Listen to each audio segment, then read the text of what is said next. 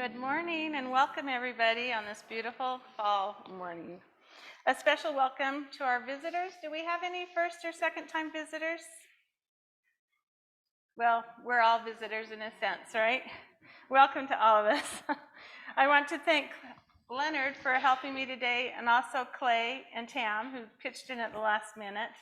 Also, thank you to our tech people, Alice and Katie up there.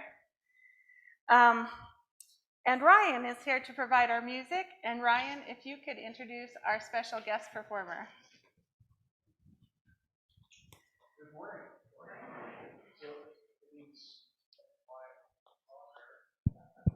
Good morning.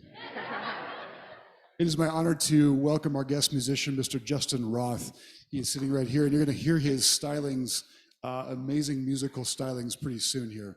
But just wanted you to know that he will have some CDs over in the social hall. You can hang out afterward and chat with him. He's an amazing human being, which is the best part about him. But we're so glad you're here. Just a warm welcome to you.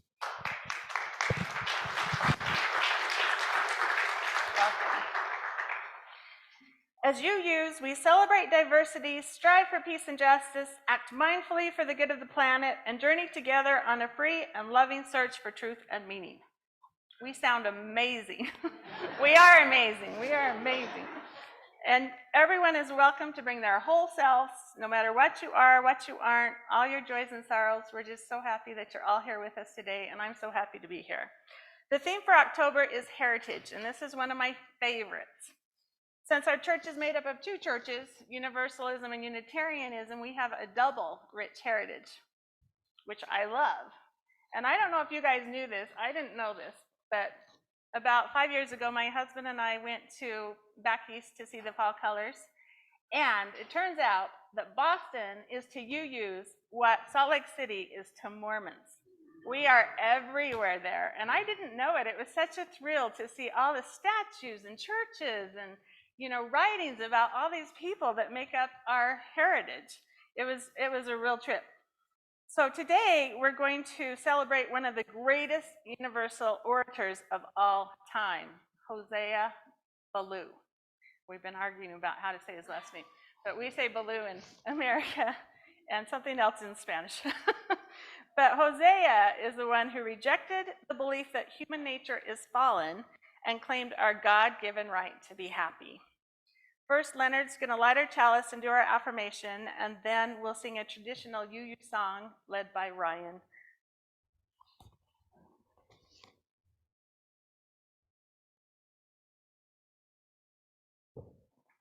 Good morning. Repetitive habits or mindfulness. I'm 79 years old, and I couldn't dare to guess how many pills I've taken, or how many times do I brush my teeth. But it does come up when I'm about to leave the house in the morning. Did I brush my teeth? Or is it just a repetitive habit?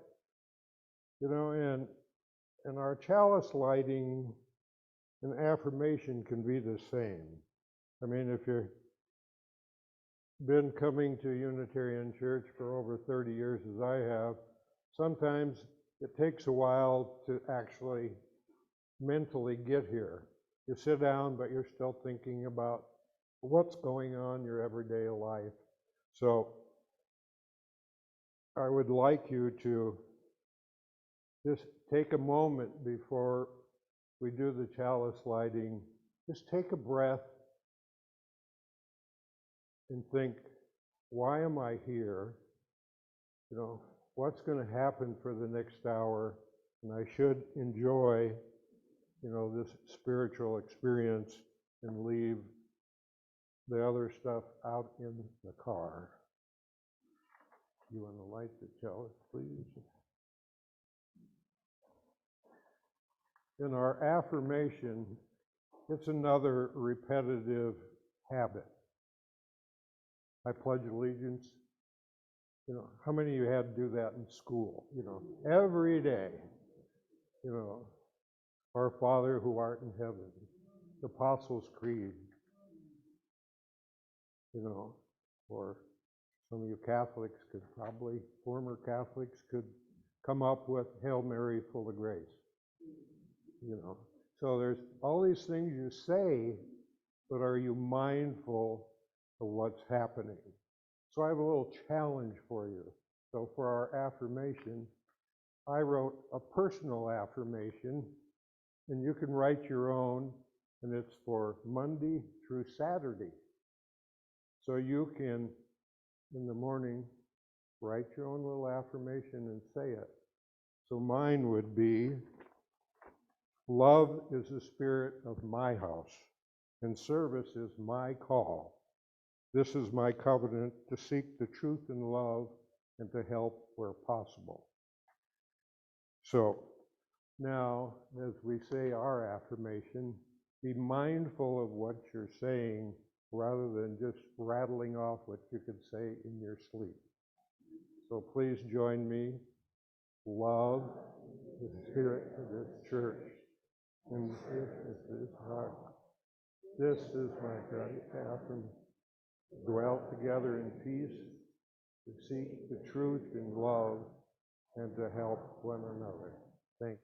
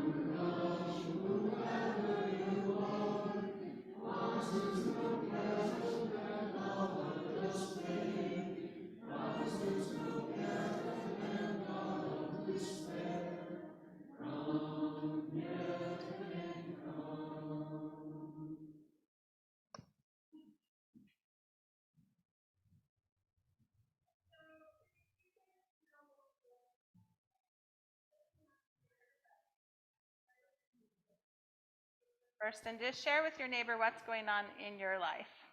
And if you're on Zoom, you can share in the chat. So let's give you a few minutes to do that.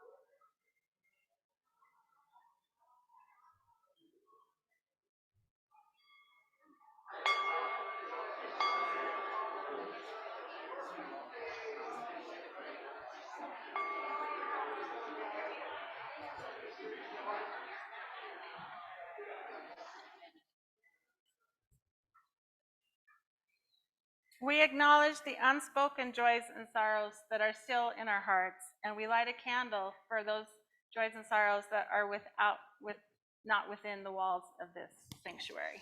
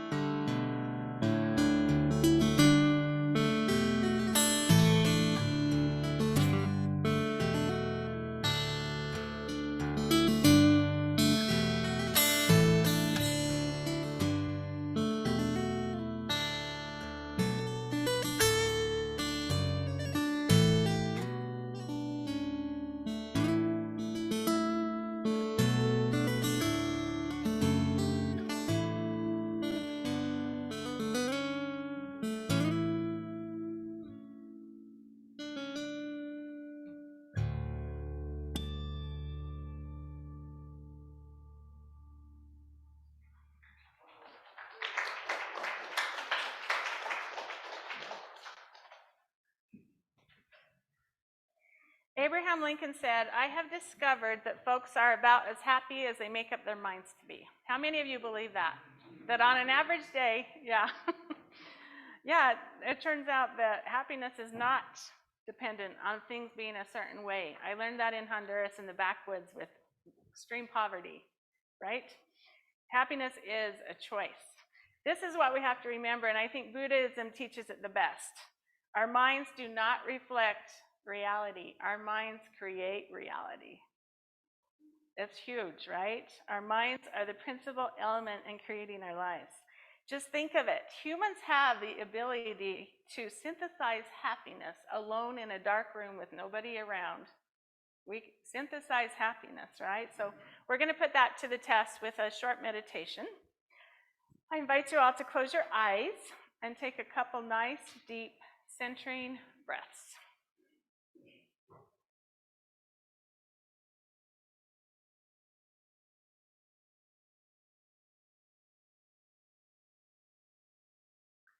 And now I invite you to think of yourself in the most beautiful of surroundings, whether that puts you on a trail in the mountains or at a lake or at the ocean with the waves lapping the shore. Imagine that you're taking a walk, just soaking in all this beauty, when around the corner comes someone who you love with all your heart.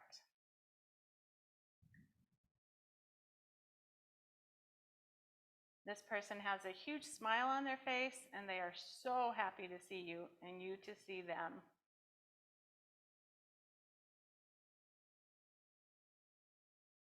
Imagine looking into the eyes of this person, maybe holding both their hands in both of your hands, and just feel in your heart how happy being with them makes you.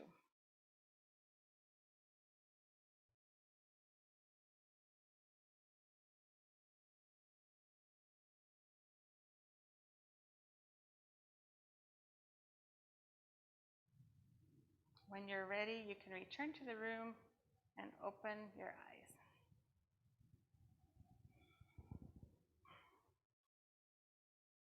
There were a lot of smiling faces out there. It's fun to see. Okay, so before we do a little play called What Hosea Learned from Playing in the Mud, I want to tell you about Hosea. And after the service, if the kids could tell me what a spider or a rock, where's my rock? My rock's somewhere. Or mud has to do with our message today, I have a little prize for them. Okay, so Hosea lived in a time when Calvinism was rampant. When Hosea went to his Baptist church, he heard sermons of hellfire and eternal suffering. Can you imagine? Today when we come to church, we hear words of inspiration and talk about how to do good in the world, but that was not what church was about in that day, in New England at least. Church could last for 3 hours, and ministers would yell and tear their clothes and bring whole congregations to fearful wailing and crying. We actually have the words from one of the most popular preachers of the day named Jonathan Edwards. This is just one short paragraph of his 3-hour sermon. God holds you over the pit of hell, much as one holds a spider over the fire, and he abhors you. You have offended him, O sinner. You hang by a slender thread with the flames of divine wrath ready every moment to be burned asunder. You have nothing to lay hold of to save yourself. There's nothing that you have ever done, nothing you can do to induce God to spare you. Whenever God catches the scent of humanity, the human smell is so foul and putrid, it causes God to flare his nostrils in disgust. So, as heard, Calvinism taught that God is a distant, angry, stern judge, and that humanity is fallen and sinful, and most men, women, and children are doomed to hell for all of eternity because nobody is perfect. And this preacher taught to huge, huge crowds. Can you imagine? As humans, we are such herd animals. Think about it, that we would spend our time every week in that pursuit, you know. But among the sheep, there was a lion, and that was Hosea Ballou. Hosea listened to this sermon in his hometown of Richmond, New Hampshire, this very sermon, and he felt bad. But Hosea didn't feel bad in the way he was supposed to feel bad. He felt bad that he didn't feel bad, given what a terrible, terrible person he was.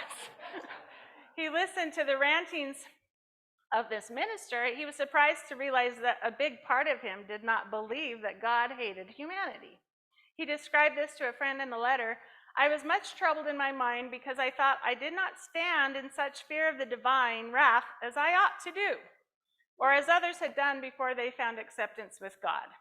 Worse yet, the doctrines I was supposed to believe about God and Christ rung hollow. I just didn't believe them.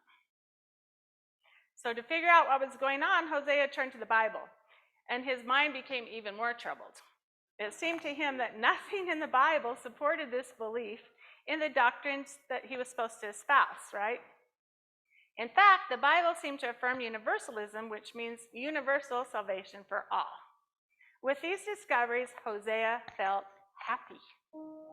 Happiness abounded in his heart, and he now knew why he had not felt fearful enough. There was nothing to fear. This God of wrath, preached by angry ministers, was a human-made God, a false God. By removing the false teachings and the errant theology, Hosea felt the love of God and he was filled with happiness. I thought we should just sing one verse of this very joyful UU song to express the happiness that Hosea must have felt.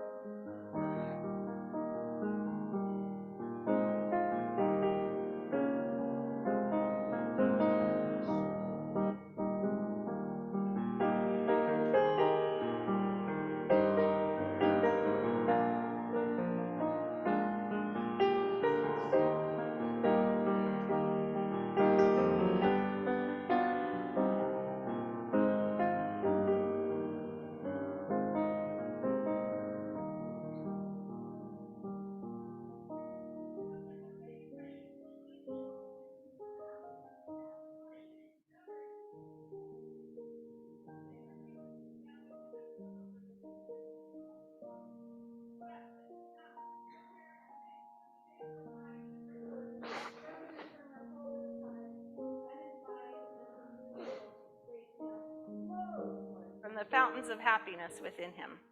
He believed God condemns no one to eternal punishment. He taught that universal salvation is a grace-filled gift of an eternally loving God for all of humanity. There's a river flowing in my soul. There's a river flowing in my soul. And it's telling me that I'm somebody. There's a river flowing in my soul. So Reverend Hosea Ballou became a Universalist theologian and powerful preacher of the day, every bit as popular as his big adversaries like Edwards. Hosea held his huge congregation spellbound up and down New England as he gently and joyfully proclaimed this beautiful gospel of eternal salvation. And just one quick story. One time when Hosea was preaching in Boston, a rock crashed through the window and landed right beside him. Without missing a beat, Hosea picked up the large stone and said, "This argument is solid and weighty, but it is neither reasonable nor convincing." Then he set the rock aside and he added, "Not all the stones in Boston, except they stop my breath, will shut my mouth." So Hosea preached far and wide that our personal desires motivate our actions and that all of them, self-sacrifice, love, even greed, boil down to one: the personal desire to feel internally happy, which is what Hosea believed a loving God wants for all of us.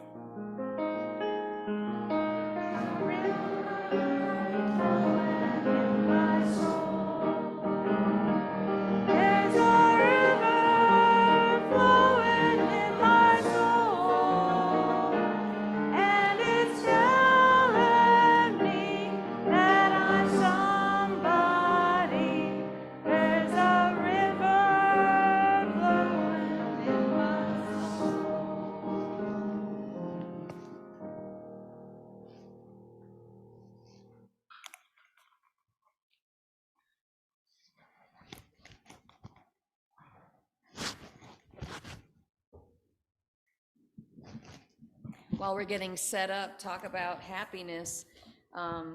Sue Matthews was going to play the role of the narrator in today's story for all ages.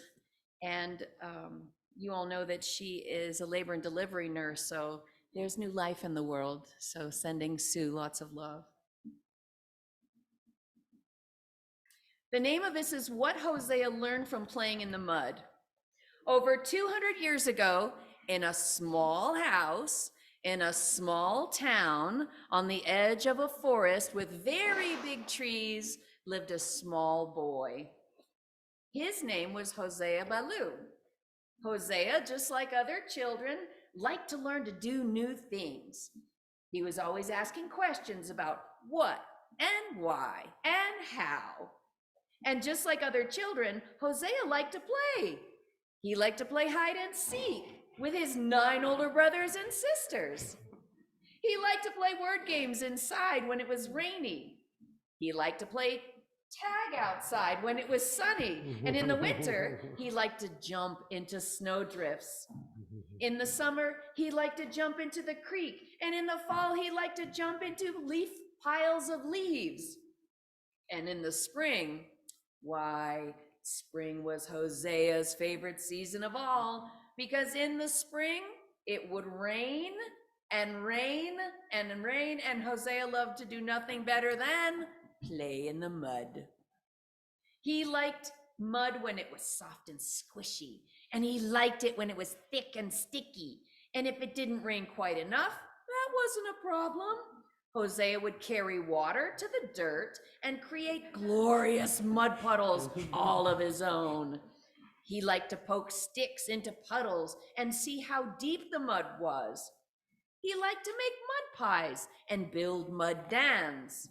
He liked to jump in puddles hard with both feet and make the muddy water splash really high so that the mud splattered all over his brothers and sisters. And he loved to step in puddles very, very slowly so that the mud oozed just a little bit at a time between his toes.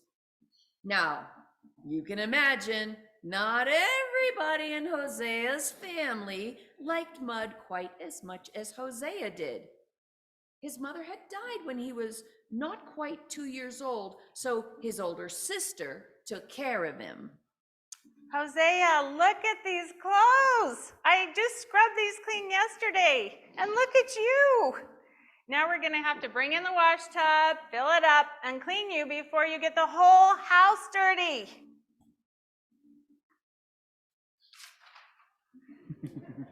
Finally, Hosea's sister went to their father, who was a preacher in Baptist church, and said, Father, will you please tell Hosea to stop playing in the mud?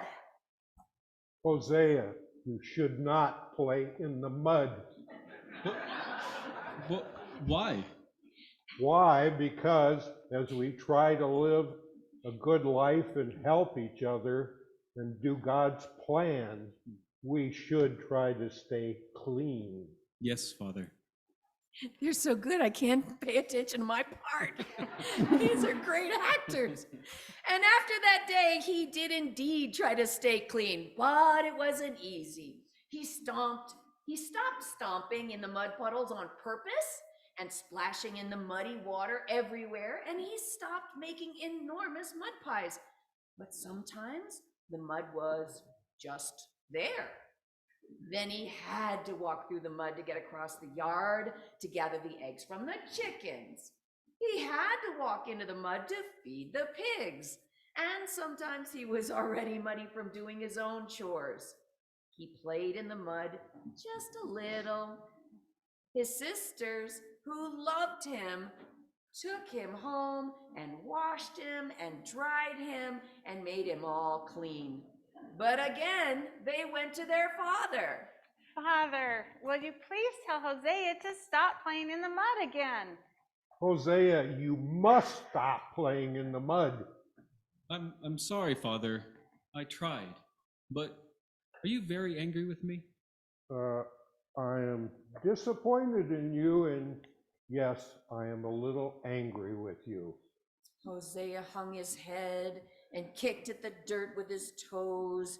Then he dared to look up just a little to ask, Do you still love me? Hosea, I will love you no matter what you do.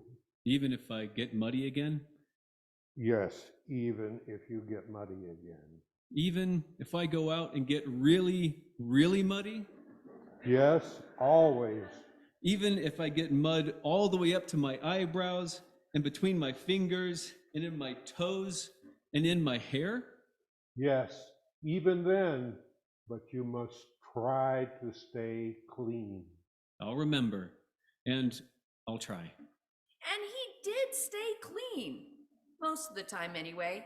And as he grew up, he stopped liking mud quite so much, but he still liked to ask questions about what and how and why. And when he was a teenager, Hosea asked, Father, how can it be that our church believes that God will only let 1 of 1,000 people into heaven, even if many of that 1,000 lived good lives? I'm sorry, I don't have an answer for that, son. Father, if I had the power to create a living creature, and I knew that the creature would lead a miserable life, would suffer and die, and then go to hell and be miserable forever, and I went ahead and created it anyway, would that be a good thing or a bad thing?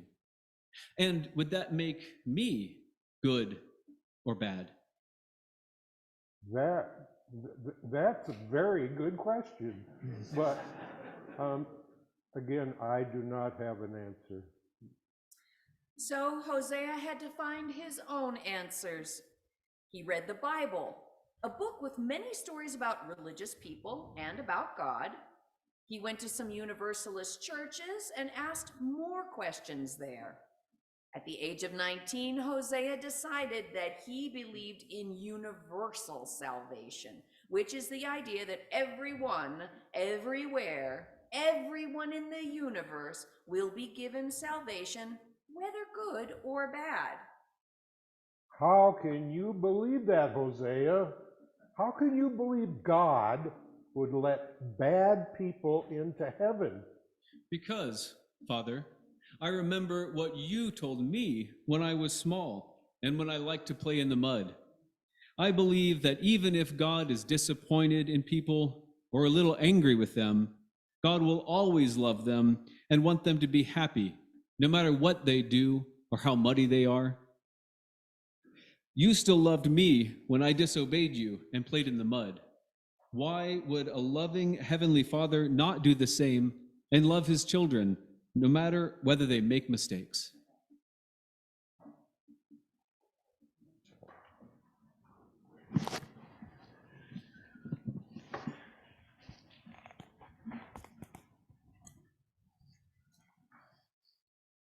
Thank you, Clay, Leonard, and Tim. So when Hosea saw the light and insisted that inner happiness was what a loving God wanted for all people, he gave us a reliable measuring stick as to whether or not we are living our best lives. Without that measure of happiness, we would have no compass. That's why it's so evil to take that away from people, right? Today, with modern psychology, we have this positive psychology, and it's generally known that happiness is the only currency there is. That ultimately, every motivation boils down to our desire of well-being or being happy. But this wasn't common knowledge back then, so Hosea was a real pioneer. This was revolutionary. Today, we also know that there are huge advantages to being happy, both for ourselves and the larger society. Happy people get along better with other people. They're less likely to commit crimes. They have less disease, live longer, have more productive lives. When we're happy, we don't act from a place of lack and need. We're less self-absorbed, more kind, loving, forgiving. So since we know there are so many advantages to being happy, why don't we just always choose to be happy? We know we can choose to be happy, but there's a lot of reasons why it's not so easy, right? The enemy is real. One of the things is, unfortunately, or fortunately, I guess how you think about it, we've got this thing called a survival mechanism inside, which means that humans have a negativity bias. I'm sure you've all heard of that. In order to survive, it's more important to know the hunting patterns of a saber-toothed tiger than to notice how beautiful the flowers are this year, you know? So it's estimated that our minds wander 47% of the time. And a wandering mind, because of this negativity bias, is more likely to think about problems than anything else. So that's one. Also, we're uncomfortable with being happy given all the suffering in the world. Of course, not that adding our suffering to the pile of all the rest of the suffering does any good, but we don't always question this. We don't question our tendencies or assumptions, right? There's a lot of vulnerability in being happy. You actually have to be very courageous to feel your joy because nothing on this life lasts. So there's huge vulnerability in feeling joy. And it takes effort to be happy. To be unhappy takes zero effort. You get it for free. It's just there all the time. It's the course of least resistance. But you have to decide, you have to do something to be happy. So in thinking of this topic, I remembered a conversation I had. And my little brother, who I love very dearly, is kind of a mess, for lack of a better word. He has good reason to be. But one time when he calls me every now and then, and one time he called me, he wasn't as drunk as normal, and so we actually had a good conversation. And at the end, he said, Janen, you know I'm not happy, but I want to be happy. So I decided that you're pretty much a happy person, and I know you read all those cheesy happiness books. So this is what I need you to do for me. I need you to tell me 3 rules that I need to follow in order to be happy. Just 3 things so I can remember them. Like any good big sister, I agreed. I didn't know the 3 rules of happiness like right off the top of my head, so I said I'd get back with him. So I called him back the next day, and I had to say, sorry, David, but it turns out there's 4 rules that you have to keep in order to be happy. That wasn't the deal, he said. I only want 3 so I can remember them. Well, there's 4, and they come as a set. So either take it or leave it. And he decided, okay, fine. He said, let me go get a pencil. He's so cute. So anyway, these are my big sister, big 4 rules of happiness. You can see if you agree or if you'd add anything to them. But number 1, strong intention. Like we said, if we want to be happy, we have to decide to be happy. I've got a big sister who's excellent at this. She's just a really positive person, very well liked and all that. And she taught me like way back in middle school that you wake up in the morning and the first thing you say is, today is going to be a wonderful day. And then you get up and you make it one. I mean, it can be as easy as that, but don't forget it. Don't forget to set an intention. It goes downhill fast. Number 2, prioritize relationships. Study after study shows nothing goes as far in making humans happy than good relationships. We are social animals. Even if we're introverts, we are social animals. And it's all about real connection. The quality of our life is the quality of our relationships, period. So, realize that and spend time with people who make you happy. Spend time with people you love. I know when my life seems flat and empty, all I have to do is get with a friend or my sisters or my husband, and I remember why I got up in the morning. I remember that I love being here on this earth and everything's good again. So relationships fill us up like nothing else. Number 3, do things that make you happy. This has to do with making good choices, which my brother could use a little more of, but it also has to do with my daughter, my social worker daughter told me this analogy, that happy people know the value of watering their own garden before they go out and water everyone else's garden, right? You have to fill yourself up so you can give from overflow, not scrape the bottom of your bucket and give, they don't want those drugs anyway. But happy people know the value of doing things that make them happy, even the value of play, which is doing something for no reason at all except that we enjoy doing it, right? So happy people make time every day for the things that they love. And we have just a second, so why don't you guys just turn to your neighbor again and share with them something that you love to do, something that makes you happy. I'll give you a few minutes.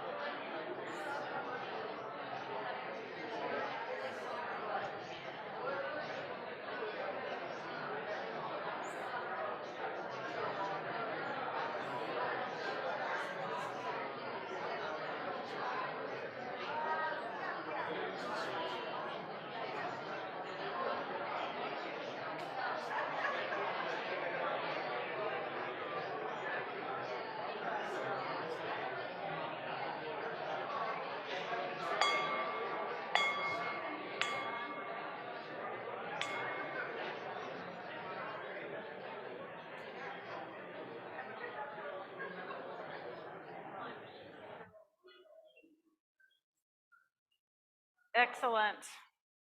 This has social connotations for today because if we spend our downtime numbing out, staring at phones, watching Netflix, whatever, and don't have time for those things that actually fill us up, that becomes problematic, right? So I love to put on my favorite music and just bake up a storm, like 5 things at the same time. I love to cozy up to the fire with a book and my blankie and just read. I love to sing and play the ukulele. And Herb offered a songwriting class, and I absolutely love writing my own music. So that's been a really, really new joy. This is a couple weeks here, but that's a lot of fun. My latest thing, too, is sitting out on my porch and watching my bird feeder with binoculars. I get, the mountain blue jays come sometimes. I had a woodpecker, a couple hawks. I just love watching those birds, so that's been a lot of fun. But there's so many things, and we should add to the things we love. We should be in active pursuit of what it is we love and add to our list every day. Make a list, because sometimes you forget what you love. Okay, number 4, which is equally important as the other 3, is about what we feed our mind and souls. If we were to eat a steady diet of greasy junk food, would we be surprised when our doctor told us we weren't healthy? I don't think so. The same is true with mental health, right? It's impossible to listen to a steady stream of negativity all day, what some people call the news, and still be happy. It's impossible. It's impossible. We can, keep up with things without making it our whole day. We have to feed our soul like whole food. There's an abundance of authors, poets, musicians, comedians, hobby enthusiasts, and there's an abundance, especially today, of inspiring ideas, education, things that really lift our spirits and feed our soul.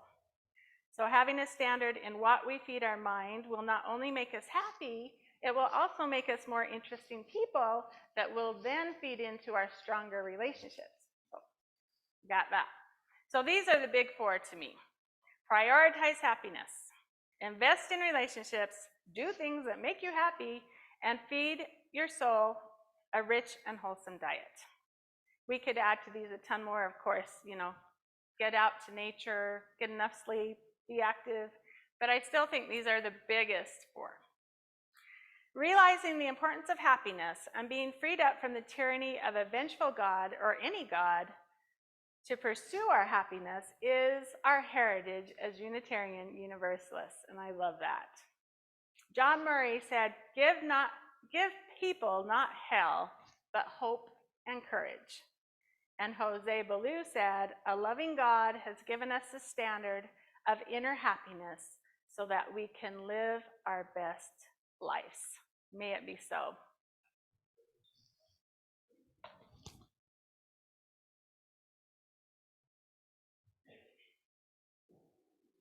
Thank you, Janen.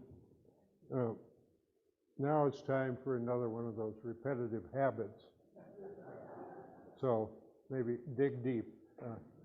When I was in high school, I dated a Catholic girl for a while. I went to church with her, and one Sunday the priest goes, quit pretending you're praying and meditating and put some money in the basket. So, as we're doing our offertory today, please, be mindful of the importance of what your contribution does to this church. You do a lot of work to build community, but without your financial support, the fans wouldn't turn, the lights wouldn't be on. So please be generous. Thank you.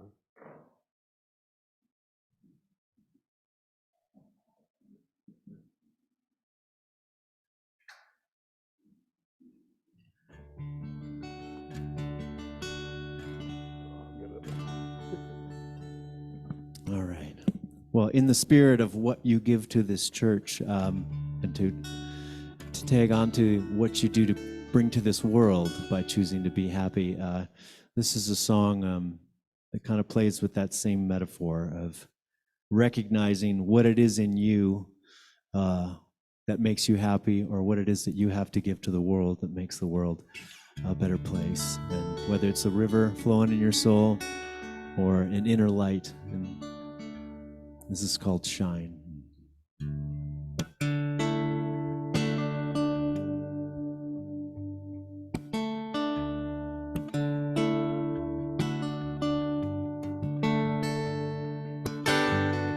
An August night, a Rocky Mountain sky, I stay up late to watch the stars rise. Around 3 a.m., 7 sisters peek their eyes at earthly bodies huddled around the fire.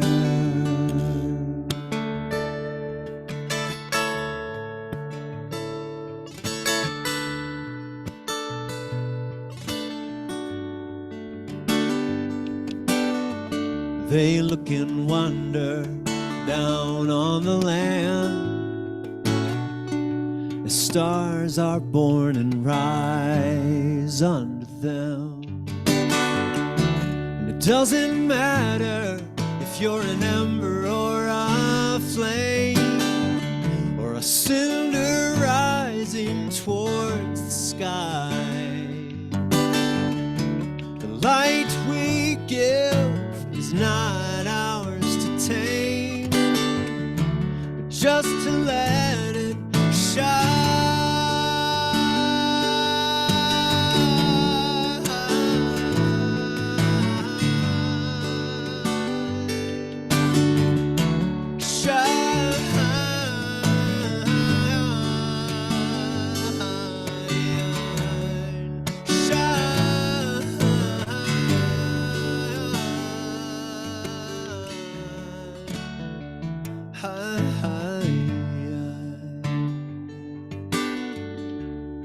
Who's to say what makes a star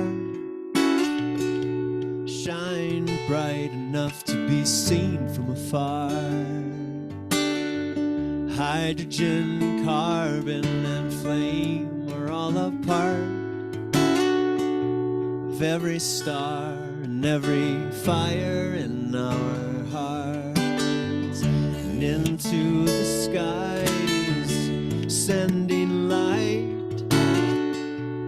Some glow, others beacons in the night, like voices singing a song for the whole world to hear.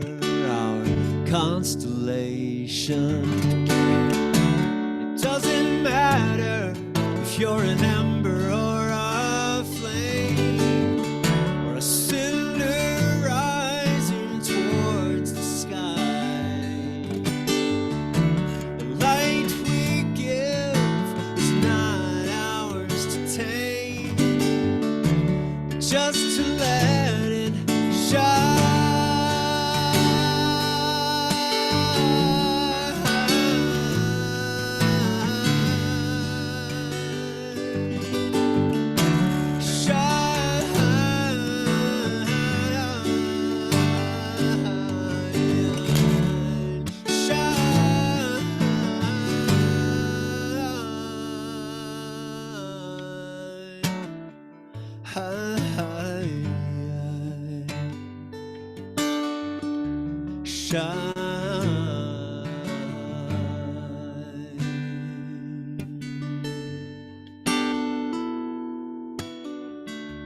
An August night, a Rocky Mountain sky. Let's stay up late and watch the stars rise.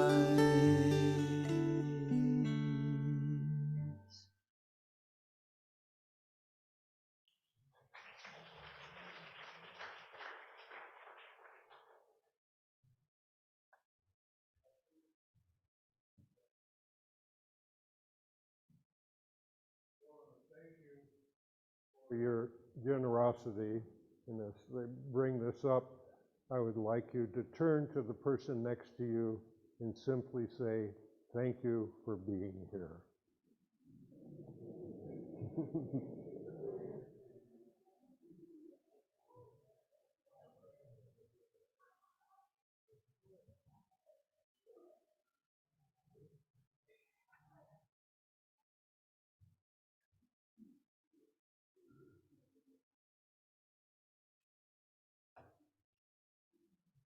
We have found ancient Egyptian texts that prove that Egyptians believed upon their death they would be asked by the god Osiris 2 questions.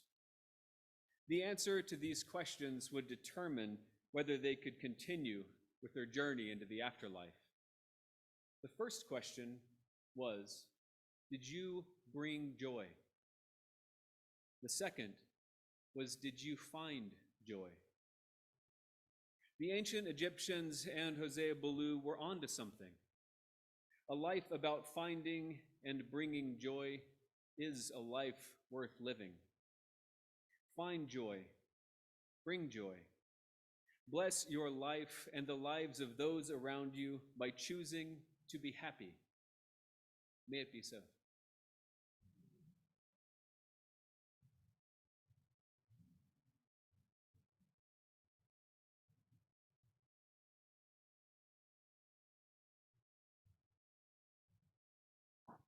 Before we sing our closing song, I just wanted to acknowledge one more time Mr. Justin Roth. Thank you for being here.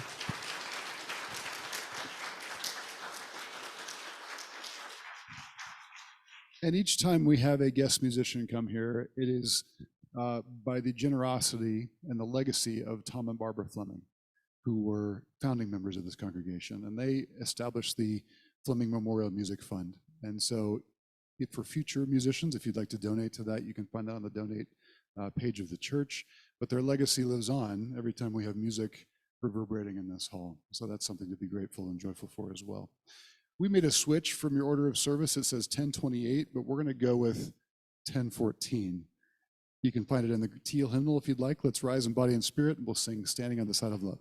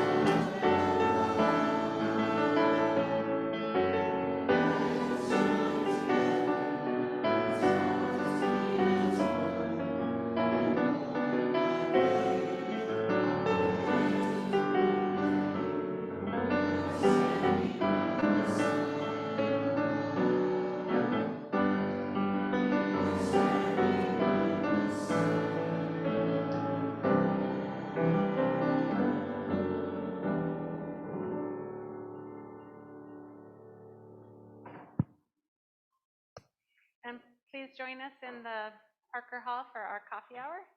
Are there any announcements that needed to be made? I didn't receive those. So, anything going on this week? Okay. You know, historically, we've always celebrated Columbus Day on Monday, but our state in 2020 has declared another Community Day instead. And there, if you want to get involved, you're welcome to email elected officials. But our state took a nice stance on that. So some states are celebrating both, but Happy Mother Cabrini Day. Just got one. Okay. The Stegner's one, make sure you all know there's still about 8 tickets left for their concert they're hosting of Ryan Marvel at their house on October 27th.